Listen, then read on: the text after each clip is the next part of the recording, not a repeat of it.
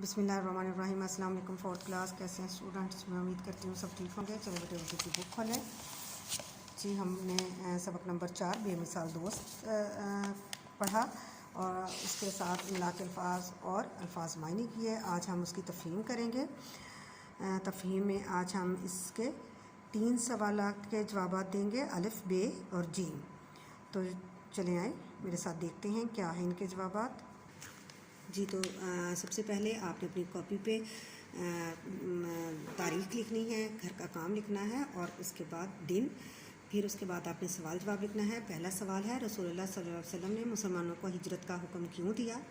जवाब है इसका, जब कुरैशी मक्का का जुल्म बढ़ने लगा तो आप सल्लल्लाहु अलैहि वसल्लम ने मुसलमानों को हिजरत का हुक्म दिया। सवाल नंबर 2 है, आप सल्लल्लाहु अलैहि वसल्लम दोपहर के वक्त हज़रत अबू बकर के घर क्यों गए? जवाब, इसलिए कि आप सल्लल्लाहु अलैहि वसल्लम ने फरमाया कि आज मुझे हिजरत का हुक्म मिल गया है और आप भी मेरे साथ चलेंगे। आखिरी सवाल है, हिजरत से पहले आप सल्लल्लाहु अलैहि वसल्लम ने हज़रत अली को क्या हुक्म दिया? जवाब है इसका, आज तुम मेरे बिस्तर पर सो जाओ, सुबह लोगों की अमानतें वापस करके मदीने आ जाना। ये बहुत मुश्किल का वक्त था हज़रत अली के लिए, लेकिन उनके लिए मुश्किल फ़ैसला था, लेकिन इसके बावजूद उन्होंने आप सल्लल्लाहु अलैहि वसल्लम की मोहब्बत में इस फ़ैसले को कबूल किया।